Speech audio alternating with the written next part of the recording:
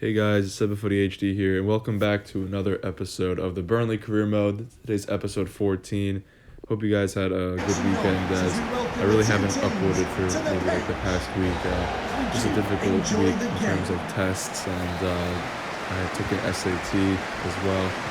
And yeah, just getting back into the groove. Hopefully, I played a lot of the games. I was just too tired to record them, but now I'm having the difficulty that my Xbox is out of storage and it won't download some of them. But first game of today, we'd go into the Europa League against the Polish team Pogoń, and we'd instantly concede the first goal of the game. But yeah, I've basically played ahead to like after January, but in this season we're only in around like the first 5-6 games. But now I'm kind of getting the aftermath of that, as I can't really download all the clips and I'm struggling to delete old ones. It's just a hassle right now, and I haven't really been motivated to post many episodes, but I figured I'd take all the ones I can for now and throw them into this episode. Hopefully you guys understand. Just a lot of stress lately, but we go down 2-0, and Carlin Grant, of course, would score. And it seems like this is like an overlapping theme with Carlin Grant. As soon as it's 2-0 down, it seems like he's always going to be the one that's most likely to score. I don't know, maybe we should give him a nickname for that, 2-0 Grant or something. The funny thing is his number's even 20-20. But 2-0 down, Carlin Grant gets another goal for us, and we are somewhat back in this game, but the Polish side still have a goal on us, as we haven't really had a great start to the Europa League, as just struggling to claim any victories, as we really need to pick it up if we want to qualify for the next round. First chance of the second half would fall here for Pogoń. Just a ridiculous goal. I mean, what can I do about that when the volley gets deflected into the head of the player for Pogoń? And yeah, I mean, I guess it was well deserved. They played better than me. I fielded a very weak side out there against them, and I paid for it as they beat us at Turf Moor. And 3-1 loss at Turf Moor to the Polish side. Not a great start to this season. Definitely need to change our form if we want to continue in a better path, as I don't know why that Arsenal clip was there. Again, I was mixing up the downloads. I deleted all the gameplay, but it was there. Just ignore that Arsenal game. That was from like August. We're in November now, as we head into this game against Chelsea. As you guys know, we are in a very, very poor... We've had a really very... Oh my god, I can't speak. We've had a very poor start to the Premier League season this year. More losses than wins, and just not playing well at all. And Chelsea is usually a team we absolutely destroy. So hopefully we can keep that record up against the Blues, as we look to return back to our winning ways and how we ended off last season. But the first chance of the game would fall to Timo Werner, as we try to aggressively take the ball from him, but he holds it off pretty well. Then Chilwell would play Ziyech, who's playing striker, but thankfully we get the ball there through Dyer, and Dyer would play Joe Wellington, and that horrible defensive line, as we always know, lets Adam Armstrong right through 1-0 inside 6 minutes.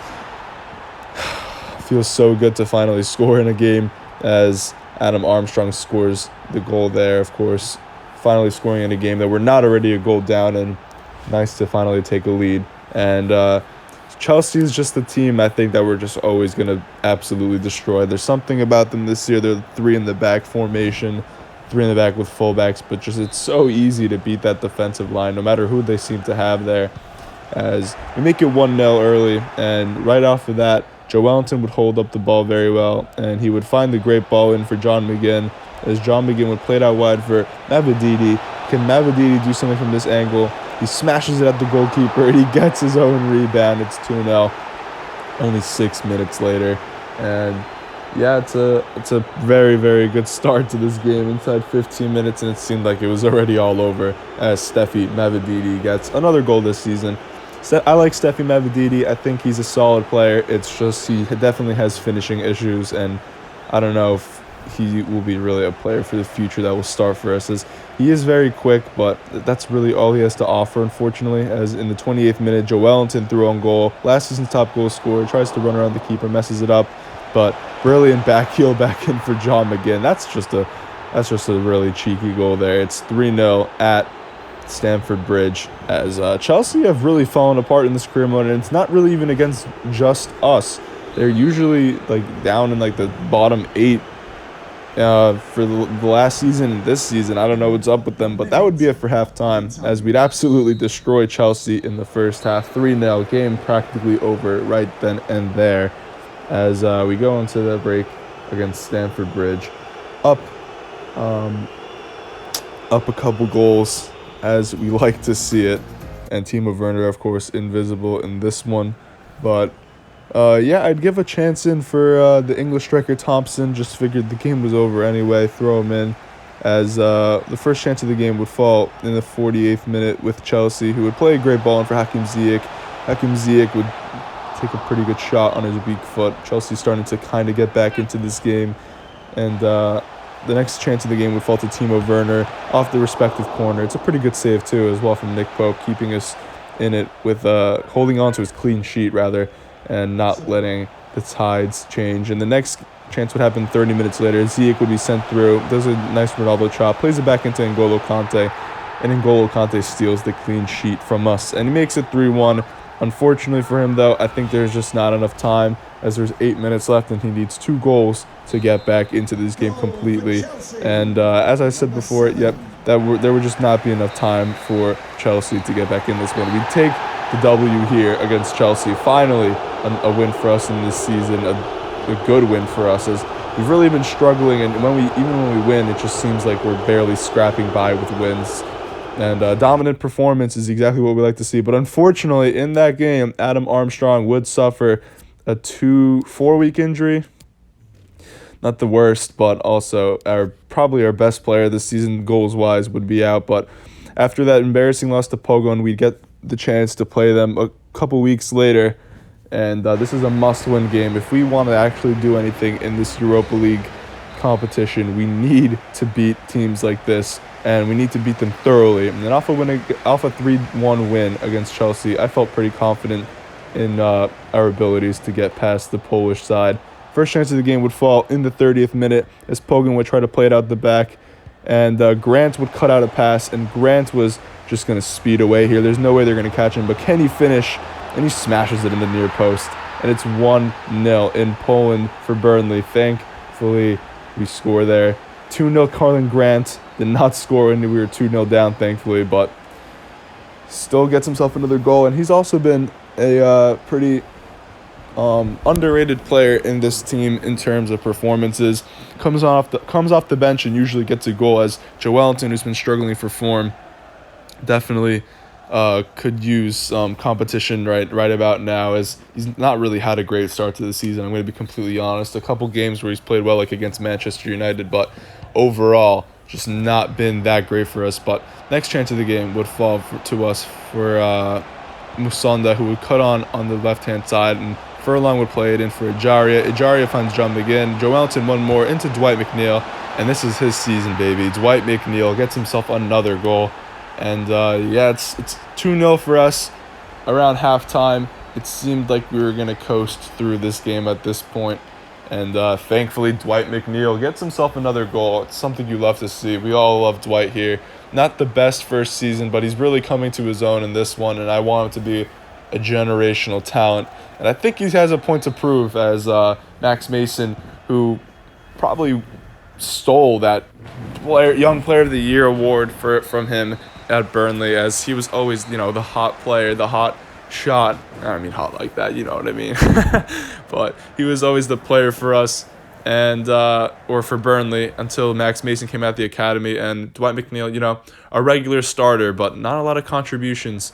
And yeah, we'd go into the second half 2-0 up, and we'd look to maybe extend our lead even further, as we played Ovi Ejaria, our latest signing. Ovi Ejaria, can he score? Yes, he can. Ovi Ejaria gets himself his first goal in a Burnley jersey. It's 3-0. It's not the greatest team to get his first goal against, but a goal is always a goal. You love to see that, as we take the victory here in Poland. There's just no way they're going to come down from a 3-0 deficit. And yeah, and it seemed like it was only likely that we were going to take these 3 points. And yeah, you guys can see it's a pretty good finish. A couple replays of that goal.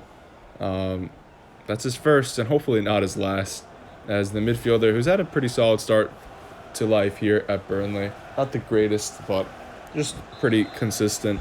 I think I'd rather him over Brownhill, as Brownhill has just kind of been disappointing, really, as of late.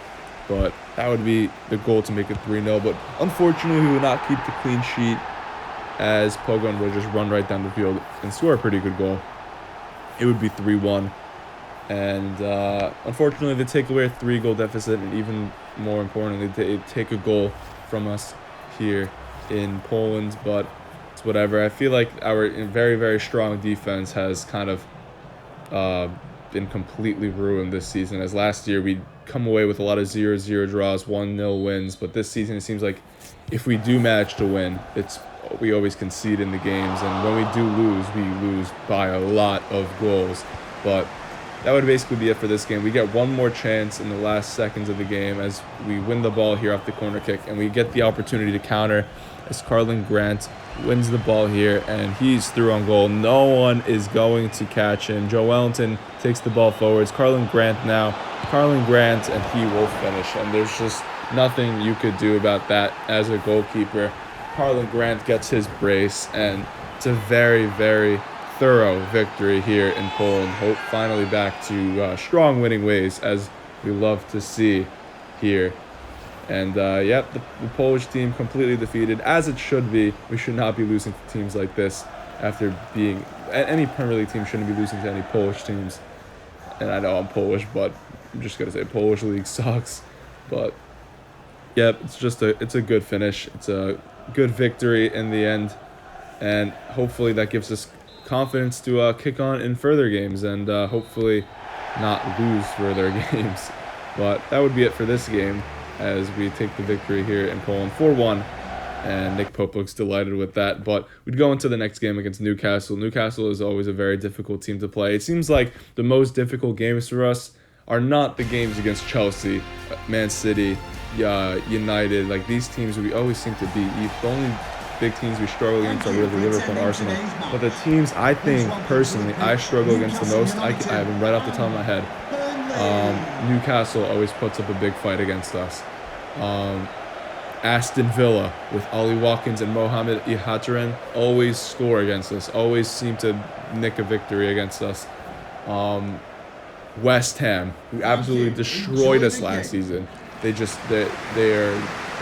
so difficult to the Crystal Palace. These kind of teams, even I can't think of any off the top of my head anymore, but these teams are the most difficult to play. As we get the first chance of the game, and we slide it in for Dwight McNeil, and he gets the goal. But like I was saying, it's just so difficult for me to play against these massive teams. I don't know why. Or not massive teams, the smaller teams in the division. It's easier for me to play the bigger teams. I'm just going to say it really is, other than a couple like I listed before. I don't know if you guys struggle with the same thing, but I just can't seem to deal with them. It's just, if the team has like short, fast players in their team, especially on this ultimate difficulty, they destroy you, because their dribbling is impossible to defend. They're incredibly quick, so once they get in behind, there's nothing you could do about it. Like, West Ham have Morales, who has incredible dribbling and very, very quick. Crystal Palace has Zaha, again, same thing. Aston Villa, Ollie Watkins, Jack Grealish, Mohamed Ihataren, very quick and agile players. But Newcastle have Miguel Almiron, and he would punish me there. Miguel Almiron would equalize in this game. It's 1-1, as the Paraguayan would run all the way to Steve Bruce. I hate the celebration so much. It grinds my gears. And yeah, he hugs Steve Bruce, the Paraguayan, and it's 1-1. Whatever, we get it. You scored. It's an equalizer. The Paraguayan gets him behind number 3. I'm not really sure who that is. Maybe Charlie Taylor. Forgot who I played in this game at center back. Yep, Charlie Taylor. Kind of a backup center back now after starting left back the entirety of last season, but I don't know, with defensive acumen like that, I don't know if he's going to get a lot of game time this season. But as you can see, that would be it for halftime, as we go into the break at 1-1 against Newcastle, I think at Turf Moor, a place that we've struggled a lot this season. Turf Moor usually is our fortress, but if you'll soon be able to tell It's probably not going to be in this episode, but it shows in a statistic in one of their games that we have only won one game at home at Turf Moor. I'm not even sure if we've won it yet, but won the one game at Turf Moor by this point. Yeah, it's not a great record at Turf Moor whatsoever, but here we can maybe try to get our first couple wins at Turf Moor. But in the latter stage of the game, Wilson on the ball would play it in for Almiron, and Almiron makes no mistake whatsoever. That is the definition of no mistake. Like a freaking 80 miles per hour shot into the bottom right corner. Just what can I even do about that? And yeah, we go down against Newcastle. It's just so tough playing this season. I don't know why, but it seemed like our players just kind of forgot how to play, forgot how to defend, and any little opportunity that the other team gets, they score. And our offense has been awful this season. Joe Wellington has been absolutely terrible. Maybe it's because we got rid of Chris Wood, but Adam Armstrong has had his moments of goals. Carlin Grant as well, as Max Mason, the last opportunity of the game, would go in for Carlin Grant. Can he be the clutch player to equalize? No, he cannot, as he shoots it right at Carl Darlow. And unfortunately, that would be it for this game, as we lose to Newcastle. Not the greatest of results whatsoever. A loss is always terrible, but especially since they came back against us and won this game. There's something going wrong at Burnley here. It's been shown in the Europa League, it's been shown in the league, but we'd go into this game against newly promoted Bournemouth in hopes of finally getting a win again. I mean, we only lost one game since our last win, but it just feels like we've been in such a poor patch of form this season, and we just can't seem to get out of it. And I just want to go on a win streak. I just want to be able to go 5 games an episode without losing a game. But Bournemouth hopefully would be the team we do that against, newly promoted, and not doing that well in the league. As you can see, their players aren't also that great, as the first chance of the game would fall for Brownell, playing in Dwight McNeil. It's his season, baby. Dwight McNeil gets himself another goal. Dwight McNeil seems like he's our only attacking threat even in this formation, and that's why I'm thinking about moving away from the 4-4-2, guys, as we struggle a lot this season creating chances, and I feel like Dwight McNeil is our main man, and to keep him out wide there on the left is just punishing him. It doesn't feel right. So Joe Wellington will get an opportunity here, but that would be it for halftime, as we go in at the break 1-0 up. And yeah, as I was saying, I want to change up something in the formation quite soon, and I ended up doing so. You'll see in maybe a later episode, but this formation was just not really doing it for me anymore, as we haven't had the greatest of starts to the season, and that would be it for this game against Bournemouth. As you can see, nothing happened in the second half. Fortunately, we'd grab ourselves a victory at the Vitality Stadium. Yeah, it's a pretty good result, 1-0, and I'll take that. I will take that, honestly, as we go into the last game of today against Midtland. That's just definitely not how you say that team name, but we're going to call it Midtland. Midtland. It's just Midtland sounds better. Midtland. They beat us the first time we played them, and we definitely need a victory here. The second to last game of the Europa League campaign, and if we want any hopes of going through, a win here I think would practically send us through. This is the game we need to win, and the first chance of the game would fall to Dwight McNeil. What a bending effort. That's when he was on the right-hand side taking a corner kick, so maybe that's a sign we need to push him to the right to shoot more with that left foot. We haven't really had any opportunities with his left foot, and the second chance of the game would fall to McGinn, and McGinn would shoot comfortably at Hansen. Hansen then tries to distribute out of the back, and Adam Armstrong from maybe 15, 20 yards out scores a header. Second time that's happened. Second time the goalkeeper's given it right to Adam Armstrong. We'll take that. We definitely need goals, and we definitely need 3 points in this game. We will take that. I do not know what the goalkeeper was thinking, but I will take a goal like that. What on earth is he doing? That's all you could ask. What on earth is he doing? But Adam Armstrong, another goal from this season. Probably our best striker. Unfortunately, Joe Wellington's just not really cut it this year, as you guys could tell. And that would be it for halftime. Up a goal in this massive fixture in the Europa League, and we definitely need to hold on to this if we want any chance of going to the next round of the Europa League. But the first chance of the game would fall for Joe Wellington. It's a good shot of the second half, rather. And it's saved as Midtland would get an opportunity here, or rather Mavididi gets an opportunity here. Mavididi storming down the right-hand side. He's through one-on-one with the goalkeeper. Just his speed getting him in behind. He needs to finish this. Put the game away, Steffi.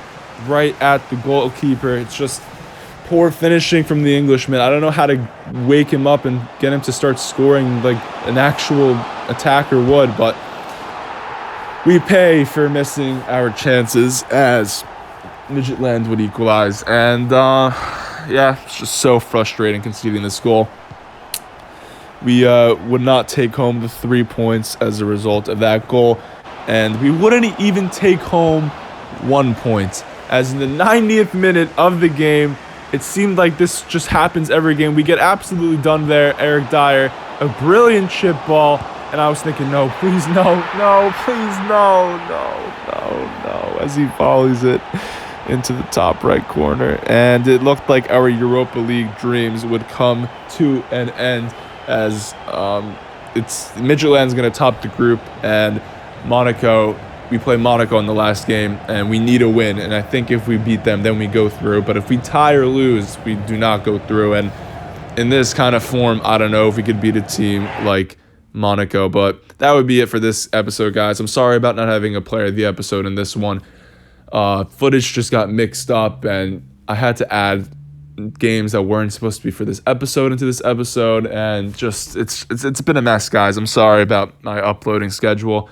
I'm trying my best. I'm sorry if you're anticipating this career mode and I'm not really shooting it out for you guys, but I will try my hardest to get more episodes for you guys. I'm just trying to get everything organized again, as I got a little lazy. I'm rambling now. I hope you enjoyed this episode. I'll try to get another episode out for you guys. Please leave a like on this episode. Have a good rest of your day, guys. And yeah, thank you for watching.